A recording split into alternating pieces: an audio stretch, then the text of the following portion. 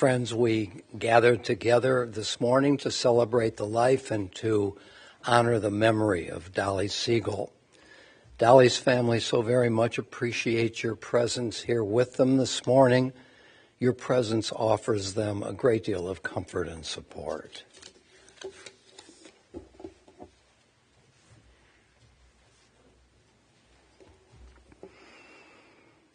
Mismoile David, Adonai Rohi lo echsar, Binote sheyarbitzeni al me menuchot yanachaleni, Nafshi shovev, Yanacheni v'magle tzedek lema'an shemo, Gam kirelech begitz al mavet, Lo irara ki ata imadi,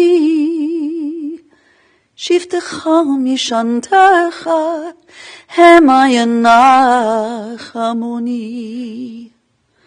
Ta'aroch lefanai shulchan neged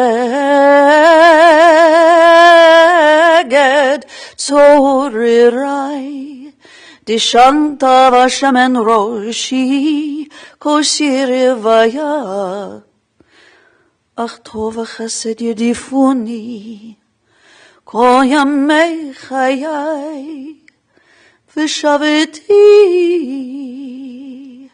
beveit Adonai leorech yamim.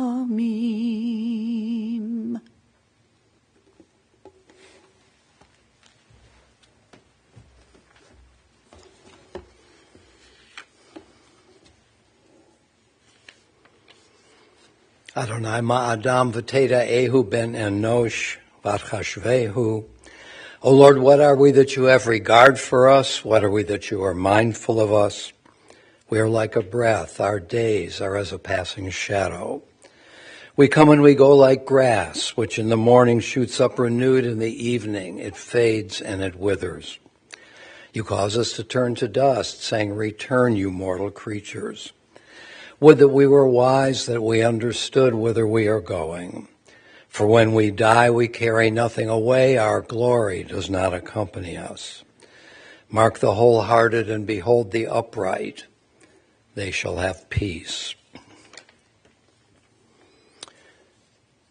When we take a glance at the biblical book of Psalms and see 150 poems, we come to see that it appears that they are randomly collected, and some of it is random. But the first and the last of the Psalms especially have a point to make. The first word of the first Psalm is ashrei, which means happiness in the intensive form. We know there is a distinction between happiness and pleasure. Pleasure is superficial and not durable. Happiness, on the other hand, is deep and durable. The author's goal in the writing of these Psalms is to tell us of what happiness consists. I want to read the first Psalm to you, and you'll see how the author and editor begin this adventure. Happy are those who have not followed the counsel of the wicked, or taken the path of sinners, or joined the company of the insolent.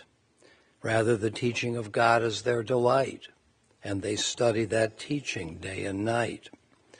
They are like a tree planted beside streams of water, that yields its fruit in its season, whose foliage never fades, and whose fruit always flourishes. The 23rd Psalm is deservedly famous because it tells us two things in an interesting combination.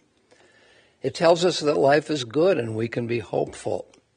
It also tells us that there are impediments and problems that inevitably face us during our lifetime. What is the connection between the two? There are two forms of optimism. An optimism that ignores the problems. Let's call it naive optimism. And there is an optimism that survives even by reckoning with the problems, the slings and arrows of outrageous fortune that face us.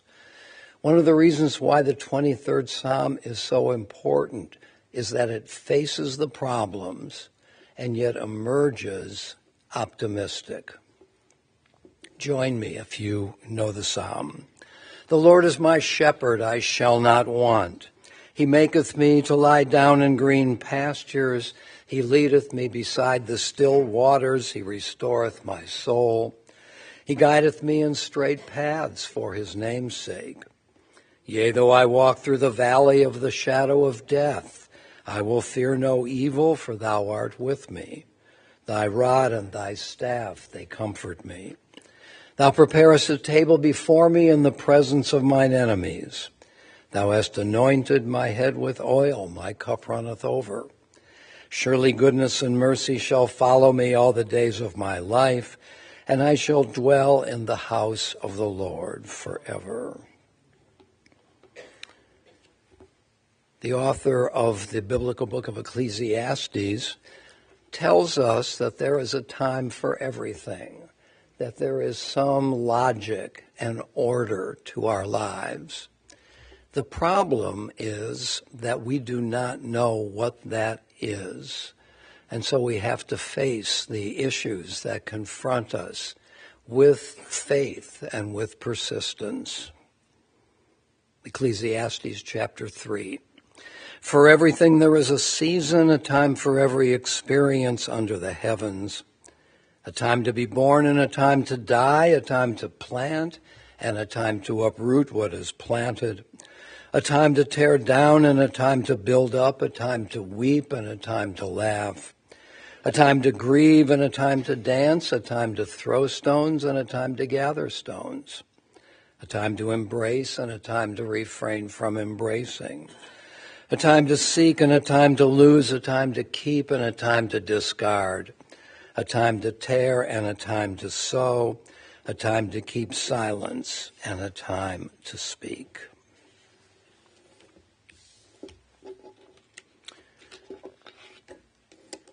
We lost a precious individual when Dolly Sigel died this past Wednesday at the age of 89. Indeed, Dolly indelibly touched the lives of so many of us. Those who loved her will never forget her.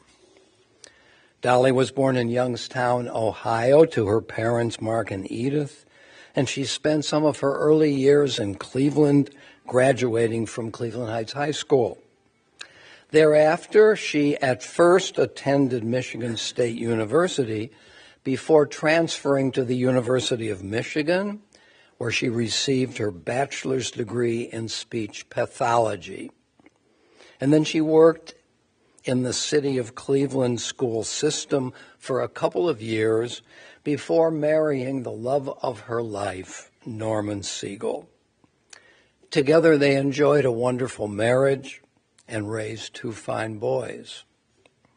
When I met with Dolly's adoring family yesterday afternoon, I asked them to describe their mother and mother-in-law and grandmother to me. And they began telling me about her many interests and activities. She was, among her many skills, a fabulous cook, and she loved nothing more than to entertain friends and family. When I asked her about her culinary specialties, they came forth with 3 quick illustrations, the sheer variety of which may be taken to represent much more. Here they are.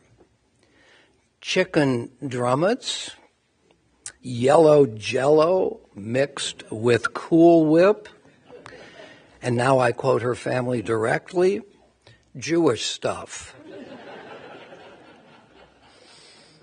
And she especially loved to host family holidays with Thanksgiving at the top of her list. In addition, Dolly was an avid and voracious reader. And once Dolly got into a book, this inveterate night owl could stay up most of the night, absorbed in what she was reading. And on top of this, Dolly loved the Cleveland Orchestra concerts and skiing and boating and tennis, and of course, traveling. And when the subject of traveling came up in our conversation yesterday afternoon, I could feel from the way her family lit up that traveling was something that Dolly especially loved. And as I gathered, for two noteworthy reasons. First is that she had a deep curiosity about other cultures and customs and about the variety of ways in which other people lived. And her interest was not to be satisfied by superficial interactions. What Dolly seemed to want was what her family called cultural immersion. That is, going as deep as she could into the cuisine and the art and the values of the cultures with which she was privileged to engage. And secondly, and at bottom, it was the people that interested her the most. And when Dolly's interest in people came up in our conversation yesterday, all 8 of those with whom I was speaking spontaneously lit up again. For this was a part of their beloved Dolly in which they all rejoiced. And they proceeded to tell me that Dolly, and now I quote them directly, that Dolly both loved to talk and that she could strike up a conversation with anyone, with waiters, with people she ran into at art museums and concerts and at the grocery store or on the tennis court. And over the years, with her family and with her many, many friends. And I came to feel, as our conversation continued, that her love of talking was simply but powerfully one of the ways in which she engaged in what she seemed to love more than anything else, her relationships, her vibrant relationships and interaction with others. And these relationships were eased and enlarged because Dolly was completely non-judgmental, accepting people as she did for who they were, talking and listening, and with unflagging receptivity of others. And as a result, Dolly had many relationships and many deep friendships, and not only with her own peers. Her family told me that Dolly had relationships with her children's friends and even became a kind of second mom to many of them. In fact, she often engaged in confidential conversations with her children's friends, helping them with their own issues. And some of Dolly's conversations with others were carried on over the phone. Indeed, Dolly felt, as her family told me yesterday, that being on the phone was, and now I quote them, her job. Another illustration of her curiosity, her energy, and her ability to reach into the lives and the hearts of others. And I was surprised to learn that Dolly sometimes would go to her doctors, not so much for a problem she was experiencing, but simply because she reveled in her doctor's affability and warmth. Only connect, which is the epigraph of E.M. Forster's novel Howard's End. Only connect. This was Dolly Sigel. Now, I myself did not know Dolly very well at all. In fact, aside from a couple of phone conversations in the weeks and months after Norman's death, my personal connection to her was limited to several times during Norman's last week when I would see her at his bedside in the nursing home. And during those occasions, I couldn't help but notice how Dolly carried herself and how she tended to Norm's needs. And what I observed was Dolly's quiet intensity and determination, her deep love for her beloved husband, and the tenderness with which she connected with him, and how she looked after him like this every single day, without flamboyance, without excess, without display. Simply loving the wonderful man with whom she had experienced the joys and sorrows of life for 62 years. And I could see here especially that Dolly was a person who was deeply comfortable with herself and who knew exactly who she was. Dolly Sigel was some person. Dolly is survived by her sons, Eric and Glenn, by her daughters-in-law, Elaine and Jessica, by her grandchildren, Mark, Matthew, Max, Ari, Talia, and Zev, by her brother, Jerry, and her sister-in-law, Beth, by her brother-in-law, David, by her nieces and nephews, Neil and Allie, Abby and Jason, Liz and Tim, Thomas, Roz and David, and Sue and Richard, and by many great nieces and nephews. Dolly was also a surrogate mom to cousin Sarit Lesnick Oberstein. She was predeceased by her parents, Mark and Edith, and by her husband, Norm. Dolly Sigel lived a long and a purposeful life. She enjoyed a nourishing marriage, a union which people describe as a role model for others. She knew in the depths of her being how much the quality of life is fed and sustained by vibrant relationships. She adored her family, and she provided food and companionship and love to everyone she knew. And she treated everyone equally, with respect, with interest, and with feeling. Those who knew and loved her will never forget her. Zichrona livracha. The memory of Dolly Sigel will always be our blessing. Amen.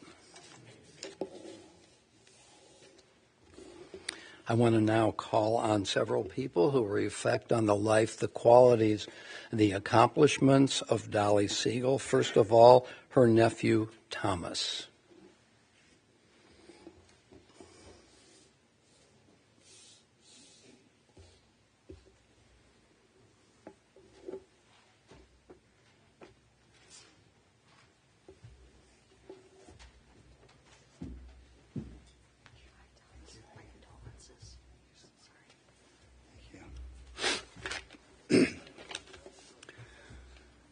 Today we gather with full hearts to honor and remember Aunt Dolly, who left this world on April 1st, 2026.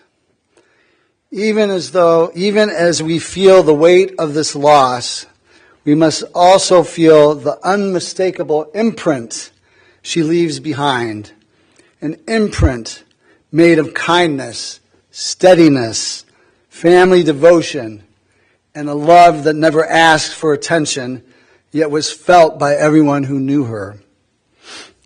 Aunt Dolly had a way of making the ordinary feel meaningful. She was the person who remembered the small things, birthdays, favorite foods, the stories people told in passing. She listened with intention. She cared without hesitation, and she showed up repeatedly in ways that made people feel seen and valued. Her life was not defined by grand gestures, but by the quiet, consistent generosity that builds families, friendships, and communities. Aunt Dolly was the one who made sure people were fed, comforted, included, and supported. She created warmth wherever she went, not because she tried to, because it was simply who she was. Those who loved her will remember her strength, the kind that didn't demand recognition, but revealed itself in how she handled life's challenges with grace. They'll remember her loyalty, her honesty, and the way she could turn a simple conversation into a moment of connection. Most of all, they'll remember her love.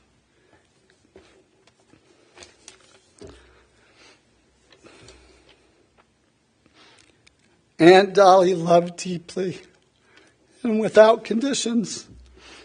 She loved her family with a devotion that shaped their lives. She loved her friends with a sincerity that made them feel like family. And she loved the world around her with a quiet optimism that made life a little brighter to everyone in her orbit. Losing her hurts because she matters. She mattered in ways big and small, in ways spoken and unspoken. And while her absence will be felt every day, so too will her presence, carried in the stories we tell, the traditions we keep, the values she lived, and the love she gave so freely. As we say goodbye, we also say thank you. Thank you, Aunt Dolly, for the laughter, the wisdom, the compassion, and the countless moments of care. Thank you for the example you set. Thank you for the love you poured into the world. May her memory be a blessing, and may we honor her by living with the same generosity, warmth, and open-heartedness that she showed us. Thank you. Thank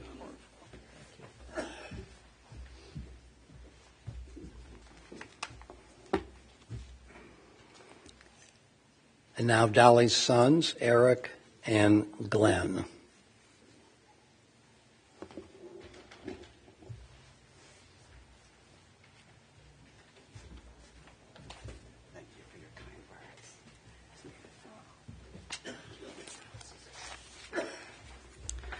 Good morning, everybody. I'm so glad to have you all here. Before I jump into my formal remarks, I just wanted to point out the roses and their symbolism. My mom was actually born Rose Eileen Silverman. Very shortly after, it was her baby nurse who thought she looked like a dolly. And from that moment on, she was Dolly from 6 weeks old, I don't know. So those roses have become incredibly symbolic. As many of you know, my dad would give her those red roses for their anniversary. Got up to number 50 and then got a little expensive. And then, so he had to go back to some combination. Thanks to all of you for being here and the support you've provided us the last few months. But more importantly, the unique role each of you had in living life along with Dolly. First, though, I do want to acknowledge that many of us here have lost parents in the last year. And if not a year, certainly through recent years. And I'm sure my mom's passing gives you all a moment to reflect on those you have lost. Remember one special moment right now that you shared with them. The last several months have not been easy for our mom, but with the love and support of friends and family near and far, she truly made the best of a difficult and terminal situation. During this time, family came to visit her from England, California, Arizona, Texas, Massachusetts, and Washington, D.C. And that doesn't even include the stream of visitors from local family and friends, which made her final months meaningful and gave her something to look forward to each day. It's a testament to the deep and lasting relationships she built over so many years with so many of you. We also want to acknowledge her aides during the last several months of her life. We can't thank you enough for the care, compassion, and safety you provided to our mom and the peace of mind you gave our family. Dolly, mom, mother-in-law, grandma, sister, and friend had a special way of connecting to everyone in an unassuming way. She didn't really expect much aside from the requisite birthday or anniversary card, but gave a ton to us all. Early in life, she was an absolute social butterfly. She was in a sorority in junior high school, multiple clubs, dated a bunch, which set the tone for her having multiple suitors as she went on to college. But even before that, she started to develop deep, lifelong friendships which became a hallmark of her life, starting with Donna and Barbara, who were friends for nearly 80 years. Truly remarkable. We think of Mom as being incredibly independent. Reflecting on this, she really exemplified women's rights and independence before it became the right thing to believe in. She determinedly left the home to go to college, not something every 18-year-old did at the time. After college, she planned a trip to Europe at the age of 21, also something that wasn't so common for women to do. Continuing to demonstrate her independence, and most famously in Dolly lore, she stiff-armed one of her many suitors up to this point, a guy named Norman, and absolutely forbade him from joining her on her journey, something he so badly wanted to do, letting him know that their relationship would be over. He, of course, paid heed and patiently waited. After her amazing first of many adventures abroad, my mom, still 21, agreed to actually date our dad. As was par for the course, she was the one who had to exhibit maturity and patience. As our dad got serious cold feet at the age of 32, Norm backed out of 2 proposals. Finally, the third time was a charm. We continue to thank Mom for being the mature one.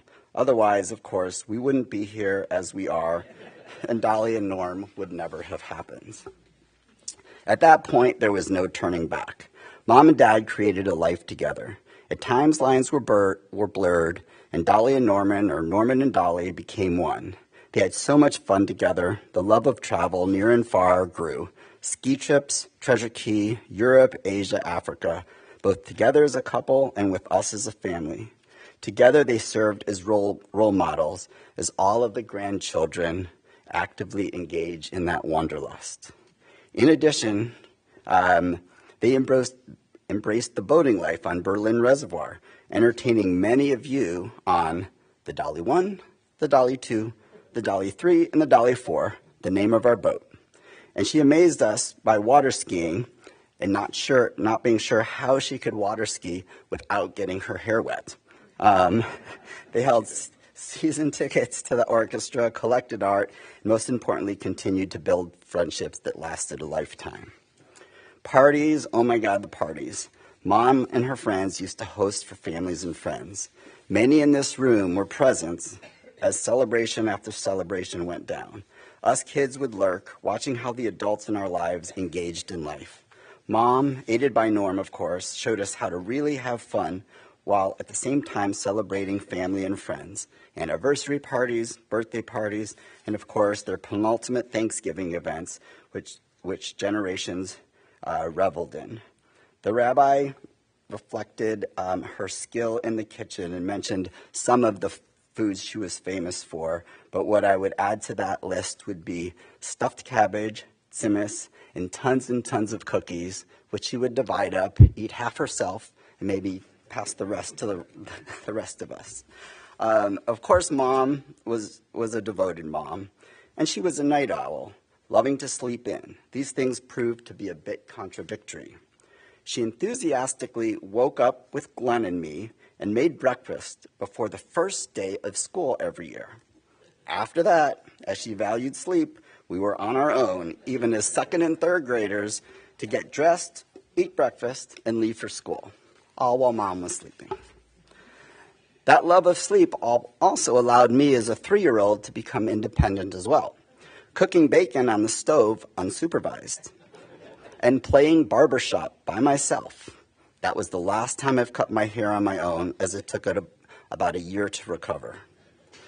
Core to all of this were deep friendships. Probably every decade, close friendships developed, continuing on until they could not. Everyone seemed to just love Dolly. She was certainly passionate about politics and expressed her opinion, but she had time for everyone. She would listen and hear folks in her non-judgmental, unassuming way, making everyone feel comfortable, at ease, interested in everybody's welfare. So quickly, my mom became confidence for so many, becoming a second mom to countless friends and family who may have needed some extra support. What some people forget is that our mom had a career. She learned of a job from her close friend Sandy, Cleveland Scholarship Program, which helped high school seniors apply for college scholarships so they could more easily attend college. She worked at several schools in the metro area, doing classroom presentations, sitting down with students individually, tracking their progress. This was all before computers, so she would take advantage of being a night owl, poring over paper tracking sheets, calculating stats, making sure her kids were on track. This would go on late into the night on our kitchen table. The reward always came at the end of the year, as she learned of her students' success, sharing stories with us about often economically and socially disadvantaged youth going to college, in part due to Mom's support. It took a while, but at some point it dawned on me that her passion in caring for teenagers trickled down, realizing that my work reflected my Bob's career choice. Glenn and I are married to 2 wonderful women in Jessica and Elaine. We'd always heard the rumors that sometimes, particularly when the sons were so perfect, there could be a clash between mother-in-law and daughter-in-law. That turned out to be the farthest from the truth. Jessica and Elaine both developed individual, unique relationships with our mom that only grew over time. As Elaine has been saying to our friends in Denver, I won the lottery for having the best mother-in-law. Dolly said the same about having the best daughters-in-law. Finally, our mom loved grandchildren, celebrating their successes and supporting them through tough times. Mark, Matthew, and Max, Grandma shared such a special bond with each of you. She treasured every moment she spent with you. She loved hearing about all the big and little moments in your lives. Whether it was sitting through music concerts, showing up for school events, or cheering you on from the sideline, she was always there. Your biggest fan and proudest cheerleader. She found so much joy in watching you grow and celebrating your milestones. During the last few weeks, her eyes would light up when she heard your voices. Nothing made her happier than being your grandma, and she was so incredibly proud of the young men you've become. Ari, she loved your passion, proud of your decision to go to college. Nevertheless, you were the one she worried about. In her last weeks, she shared that she wasn't afraid of dying. Her life was in order, but that her one worry was whether Ari was going to be okay. You, Ari, of course, reassured her that yes, everything was going to be just fine. Talia,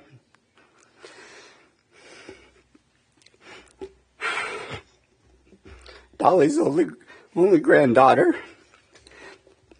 That in itself set the tone for a special relationship. You actually exemplify many of Grandma's traits, being your own person, not letting others influence you, allowing others to express their opinion, but you would decide for yourself. Grandma even empathized with you right up to the end, saying that you will have a tough choice regarding college, but you'll make the right one. Sev, her last grandchild. At 87, Grandma was determined to be at your bar mitzvah in person, making the last of her grandkids b'nai mitzvah vote. She couldn't have been prouder to see you on the bima. She loved you dearly. She had a great time playing Rummy Cube with you. You were so kind and caring with her when you visited, which was so appreciated. This is going to be the last tough one. Finally, in a note I found sifting through all the stuff Mom didn't organize that I wrote after our wedding 20 years ago, I said, "You have provided such unwavering love and support through my life that it has led me to be able to experience intense emotion and deep, heartfelt relationships. Without the example that you provided, I really do not think I would have been able to experience life so fully. Thanks, Mom, for all that you were able to do for all of us."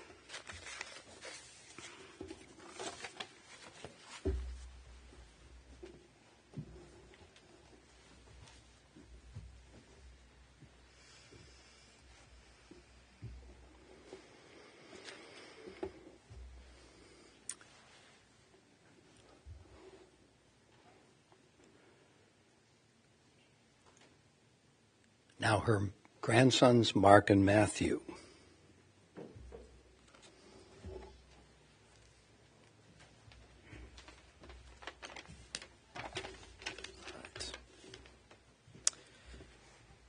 There are so many wonderful things we could all say about Grandma, far more than could ever fit into a single speech. But my brother Max summed it up beautifully. He isn't able to be here today as he's currently studying abroad in Florence, living out Grandma's love for travel, but I'll share his words for him. People say showing up matters, but for Grandma, it was always above and beyond. She was there for nearly every one of my hockey games, something I'll cherish for a lifetime. I'll always remember looking up into the stands at Thornton and seeing her, all bundled up, watching with a smile. She didn't just show up at the rink, she showed up for me in life, believing I would succeed. Despite my learning challenges, Grandma was always by my side, encouraging me and celebrating every win. She was my biggest supporter. Grandma was always ready to have a conversation about anything. Sometimes I never knew what Grandma was talking about, but I absolutely loved hearing her passion for whatever the topic of the day was. One thing about Grandma is that she would have a conversation with anyone, and she would definitely have a story to tell about it. When it came to us as grandchildren, Grandma stayed up to date with all of our busy lives. She was always so excited to hear about our adventures.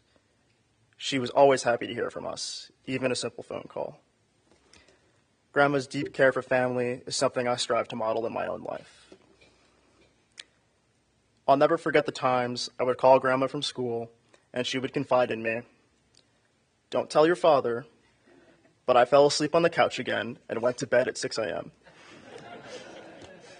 This was not a singular occurrence. In fact, it happened on multiple occasions.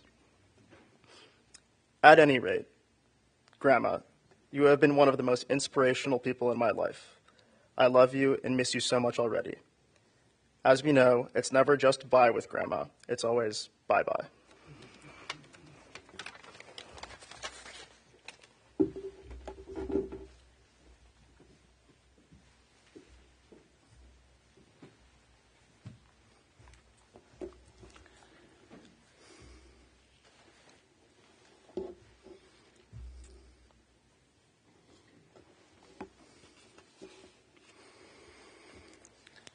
O God of life, amid the ceaseless tides of change which sweep away the generations, your love remains to comfort us and to give us hope.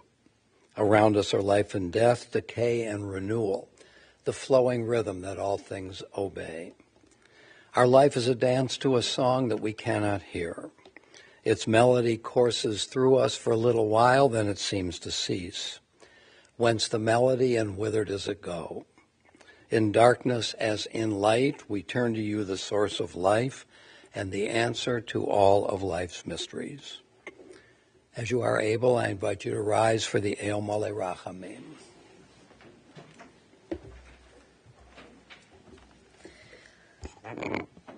אל מלא רחמים, שוכן במרומים. עמסי מנוחה נכונה תחת כנפי השכינה במעלות קדושים וטורים, כזוהר הרקיע מסעירים. את נהי שמעתי יקירנו, שהלכה לעולמה, בגן עדן תחי מנוחתה.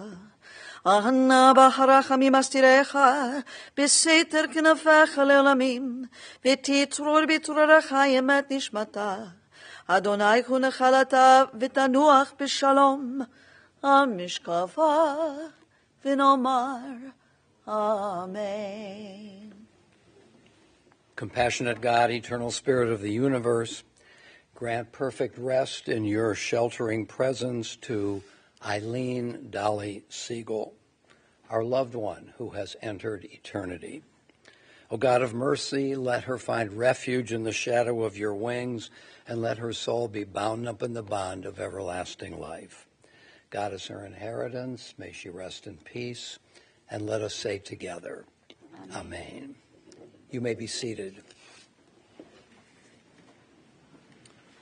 I want to announce that the family of Dolly Sigel will receive friends at the residence of Glenn and Jessica Sigel at 3460 Lawton Lane, 3460 Lawton Lane in Pepper Pike. They will be receiving visitors today from 3 to 5 and again in the evening from 7 to 9. Once again, on behalf of the family, we so much appreciate your presence here with us, which gives great comfort to the family.